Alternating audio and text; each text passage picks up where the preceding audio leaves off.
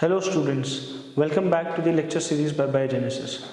In this part 3 lecture of chemical mutagens, I am about to discuss the last portion of the chemical mutagen which are called as intercalating agents.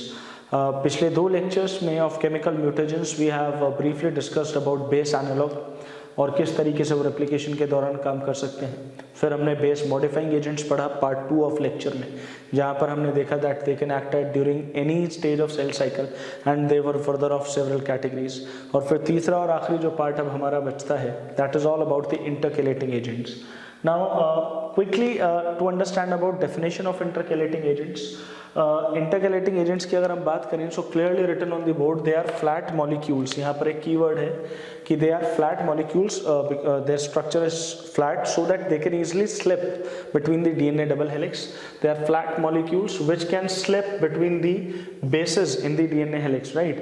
इतने flat हैं कि they can easily slip in the bases of DNA helix. उसका end result क्या होगा? When they will slip into the DNA helix, they will cause slight unwinding or loosening of the helix. और उस unwinding के कारण क्या होता है? Adjacent bases के बीच में distance भी बढ़ सकता है और उससे आगे चल के mutation हो सकते हैं. तो फ्लैट मॉलिक्यूल है, स्लिप होकर हेलिक्स में एंटर कर जाते हैं, हेलिक्स का स्ट्रक्चर बिगाड़ सकते हैं और बेसिस के बीच के डिस्टेंस को भी बढ़ाना जानते हैं.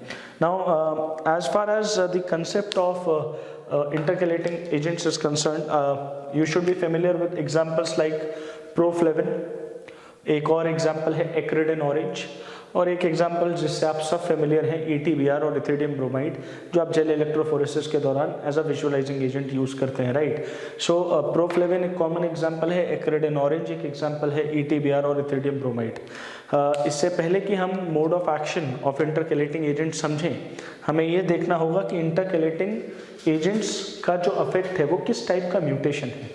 मैं अभी तक आपको जितने भी एजेंट्स थे, base analogues, base modifying agents, वहाँ ट्रांजिशन वर्ड यूज कर रहा था, जबकि ट्रांजिशन एक प्रकार का पॉइंट म्यूटेशन था. प्यूरिन रिप्लेस बाय प्यूरिन और pyrimidine replace by pyrimidine.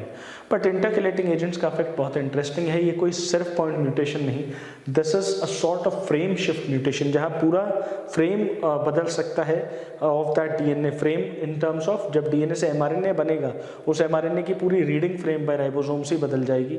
All together different amino acids, all together different proteins. So affect की बात करें तो इंटरकैलेटिंग एजेंट से होने वाले म्यूटेशंस दो प्रकार के हो सकते हैं. What are those categories? One is the frame shift mutation by addition, जहां इंटरकैलेटिंग एजेंट दो एडजेसेंट बेस, एक स्ट्रैंड ऑफ डीएनए के दो बेसिस के बीच में जाकर इंसर्ट होगा, उनके बीच के डिस्टेंस को बढ़ा देगा. और जो फ्रेम शिफ्ट म्यूटेशन होगी वो एक प्रकार की एडिशन म्यूटेशन होगी, जहां पर पूरा फ्रेम एडिशन की वजह से बदलेगा. I will show you the figures for that. और दूसरा तरीका क्या है हमारा? Frame shift mutation by deletion, जिसमें इंटरकैलेटिंग एजेंट ने क्या किया, किसी एक पर्टिकुलर बेस की जगह पर जाकर इंसर्ट हो गया, राइट. बेस को दो बेसिस के बीच में नहीं, एक बेस को वहां से हटा ही दिया, यानी एक तरीके का डिलीशन कर दिया. वो बेस हटने की वजह से जो म्यूटेशन होगी फ्रेम शिफ्ट, और ऐसी म्यूटेशन को बोलते हैं frame shift mutation by deletion. Let's have a look quickly on what the mechanism is all about. So a very interesting figure to help you understand कि frame shift mutation by addition का मतलब क्या है. DNA के दो strands हैं, सब लोग फेमिलियर हैं क्लास 12 से इस बारे में. Template strand and newly synthesized strand. एक पुराना स्ट्रैंड रहता है और एक नया आकर लगता है, इसीलिए सेमी कंजर्वेटिव बोलता है. Old strand and new strand. मैंने यहाँ टेम्पलेट और न्यू स्ट्रैंड लिख दिया है. ये अभी आकर लगा है, ये वाला as a template strand use हुआ है. टेम्पलेट और न्यू स्ट्रैंड बोला मैंने, तो मैं यहाँ पर आपको एक रैंडम सीक्वेंस लिख के दिखाई है. सबसे पहले जो हमें फोकस करना होगा वो इस बात पर है. मैंने यहाँ पर लिखा है कि एडिशन की बात है, तो देखते हैं वहाँ हो क्या रहा है.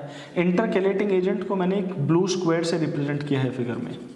हमारा जो इंटरकैलेटिंग एजेंट है that is being shown by a square, जो कि यहाँ पर आपको दिख रहा है. Intercalating agent inserts itself between two adjacent bases on template strand. ये उसकी खासियत है. जब भी वो एडिशन वाला फ्रेम शिफ्ट म्यूटेशन कराएगा तो वो जो टेम्पलेट स्ट्रैंड है, नया वाला नहीं, टेम्पलेट स्ट्रैंड जो है, या जिसको पढ़ के न्यू स्ट्रैंड साथ में आया है, राइट. टेम्पलेट स्ट्रैंड पर जाकर इंटरकैलेटिंग एजेंट अपने आप को इंसर्ट कर देगा दो बेसिस के बीच में, एक स्ट्रैंड के दो बेसिस के बीच में. जैसे मैं यहाँ पर आपके लिए स्टार मार्क लगाता हूँ, यहाँ के G और T के बीच में, इस स्ट्रैंड के G और T के बीच में जाकर लग गया इंटरकैलेटिंग एजेंट. देखते हैं आगे क्या होगा. अब एक बात बताइए, जब यहाँ पर ये जाकर लगा, बीच में ऑक्यूपाई किया, तो जब न्यू स्ट्रैंड बन रहा होगा राइट, इसको पढ़ के जो न्यू स्ट्रैंड बना होगा, तो सामने जाकर इंटरकैलेटिंग एजेंट लगा, डीएनए पॉलीमरेज को समझ नहीं आता कि what it should insert on the opposite strand. तो मान लेते हैं वो कोई भी रैंडम न्यूक्लियोटाइड उठा के कुछ ना कुछ तो डालेगा, क्योंकि उसे समझ नहीं आ रहा है कि वो सामने एजेंट है क्या, बट उसको as a normal base treat करते हुए यहाँ पे वही गड़बड़ है कि यहाँ प्रॉपर प्रूफ रीडिंग की बहुत ज़रूरत पड़ती है, और कभी कभार इंटरकैलेटिंग एजेंट उस प्रूफ रीडिंग को भी पार कर जाते हैं। तो यहाँ पर क्या हुआ कि जब बीच में ये intercalating agent has been inserted, DNA polymerase को यहाँ पर बाय डिफॉल्ट कुछ ना कुछ इंसर्ट करना था, मैंने मान लिया कि वो एक रैंडम जी इंसर्ट हुआ है। So next point what I written is कि random G inserted on opposite strand, कुछ ना कुछ तो इनकॉर्पोरेट करेगा डीएनए पॉलीमरेज। अच्छा, अब बारी आती है कि जब इनकॉर्पोरेट हो गया, फिर परेशानी क्या है कि अब कभी ना कभी तो इस न्यू स्ट्रैंड की भी रेप्लिकेशन होगी। Time would come when this new strand is going to replicate itself, there will be a lot of problem. जब इससे जो कॉपी बनना चाहिए था वहाँ ये नॉर्मल जी का और इस सब का पंगा नहीं होना चाहिए था, उनकी ओरिजिनल सीक्वेंस आनी चाहिए थी। Just look at the figure carefully, what I have shown कि जहाँ पर ये जी था इस रेड वाले स्ट्रैंड में, उसके सामने जो स्ट्रैंड आकर लगेगा उसमें सी इनकॉर्पोरेट होगा। I hope that makes sense to everyone. अच्छा, ओरिजिनल सीक्वेंस क्या थी हमारी, उसको पढ़ लेते हैं। Original sequence should have been TAGTC, TAGTC भी है भाई, और ये AATTG भी है, AATGA, बट बीच में क्या आके लग गया जी। इसका मतलब ये यहाँ पे कौन सी म्यूटेशन आ गई, फ्रेम शिफ्ट म्यूटेशन।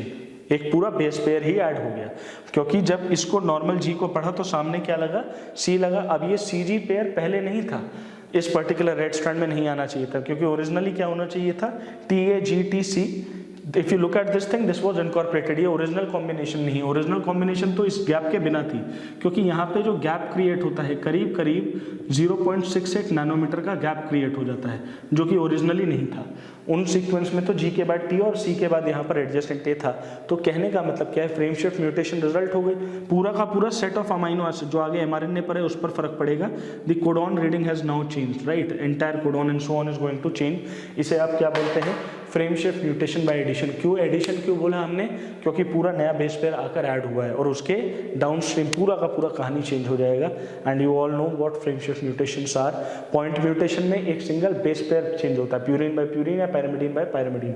बट यहाँ पर क्या हुआ है, फ्रेम शिफ्ट में पूरा का पूरा क्या आकर फिट हो गया, एक नया बेस पेयर, जिससे कि पूरा का पूरा ट्रांसलेशनल रीडिंग फ्रेम आगे एमआरएनए में चेंज आपको वो होता हुआ मिलेगा। ये कहानी थी किसकी, frame shift mutation by addition की। Now we are going to talk about frame shift mutation by deletion. अच्छा, उसमें क्या है, इंटरकैलेटिंग एजेंट जब वो वाला इफेक्ट दिखाता है तो टेम्पलेट स्ट्रैंड पर जाकर नहीं, जो नया स्ट्रैंड बनता है उस पर जाकर लगेगा और किसी नॉर्मल बेस को वहां से हटा देगा, डिलीशन करवा देगा, उसको हटा के खुद लग जाएगा।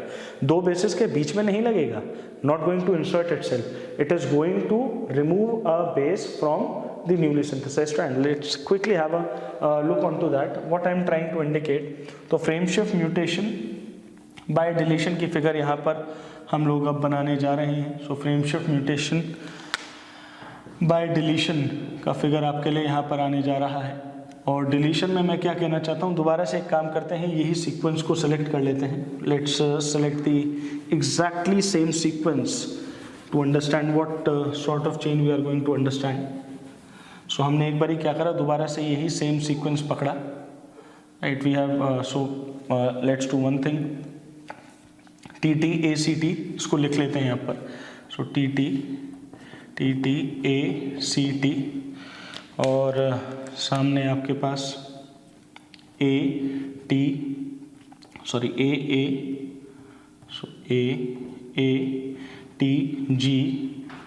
Right. So you have AATGA accordingly जो आपके पास यहाँ पर प्रेजेंट है।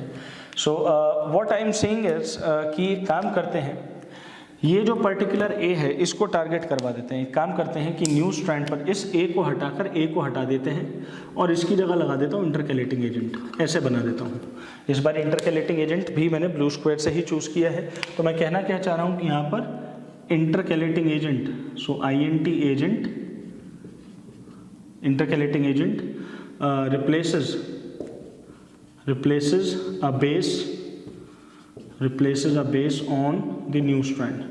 सो न्यू स्ट्रैंड पर जाकर उसने एक बेस को रिप्लेस किया। ध्यान दीजिए, इस बारी वो किन्हीं दो बेस के बीच में नहीं, सीधा एक बेस को हटाकर उसकी जगह जाकर लग गया। डिलीशन हो रहा है, पिछली बार बेस बीच में आया, गैप बढ़ाया और एडिशन था वहाँ पर। तो यहाँ पर इस बारी क्या है, सामने ए हुआ होगा नॉर्मली, बट उसको हटाकर रिप्लेस करके इंटरकैलेटिंग एजेंट लग गया है यहाँ पर। तो अब एक काम करते हैं, यहाँ पर देखते हैं रेप्लिकेशन ऑफ न्यू स्ट्रैंड का क्या इम्पैक्ट हुआ। सो let's say replication of new strand, तो वहाँ से ए चीज़ हट गया है, ए बिल्कुल कंप्लीट हो गया। नाउ लेट्स से कि रेप्लिकेशन ऑफ न्यू स्ट्रैंड तो हम यहाँ दिखाने जा रहे हैं, बट जब रेप्लिकेशन होने की बारी आती है उस टाइम तक ये इंटरकैलेटिंग एजेंट यहाँ से रिमूव हो जाता है, लेकिन इसने जो काम खराब करना था वो कर दिया, इसने वहाँ की ओरिजिनल सीक्वेंस हटा दी। So let's say replication of new strand, और यहाँ पर आप लिख सकते हो intercalating agent removed.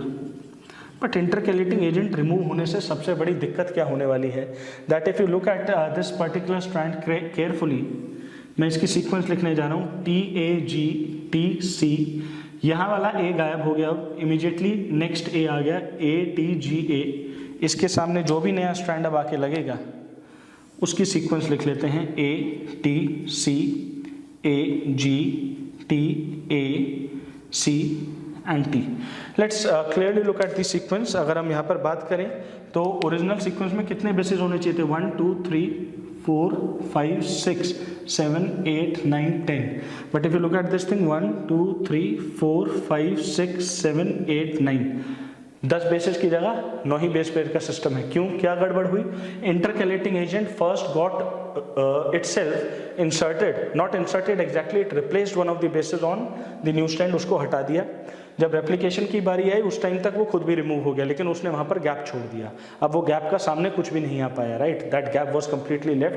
As a result अब हम यहाँ पर अब क्या देख रहे हैं कि if you look at this thing, C और A के बीच में से एक बेस गायब हो चुका है, और इसकी वजह से क्या, कौन सी म्यूटेशन यहाँ पर आने वाली है, that is called as what, frame shift mutation by deletion. So this is frame shift mutation by deletion. I hope you understand frame shift mutation में क्या होता है, जितने एक्चुअल नंबर बेस पेयर थे, पहले अगर 10 बेस थे तो 10 के 11 पेयर हो गए थे, पूरा कोडिंग फ्रेम ही बदल गया, राइट। और अगर यहाँ पर बात करें तो 10 होने चाहिए थे, एक कम हो गया तो ये डिलीशन हुआ, और होगा कौन सा म्यूटेशन, फ्रेम शिफ्ट। ध्यान रखिए, एक बेस रिप्लेस हुआ तो पॉइंट म्यूटेशन होती थी, पूरा का पूरा पेयर गया या ऐड हुआ तो फ्रेम शिफ्ट म्यूटेशन, जो कि मेरे प्रीवियस लेक्चर्स में आपको इन्फॉर्मेशन मिल सकती है। So that's all about the information of frame shift mutation. Hope you understood most of the portions over here. If you have any doubts, you can mention in the comments, and please do subscribe to all the channels of Biogenesis by me as well as by Kumar Gaurav, who will be taking cell biology and biochemistry portions. Thank you and have a nice day.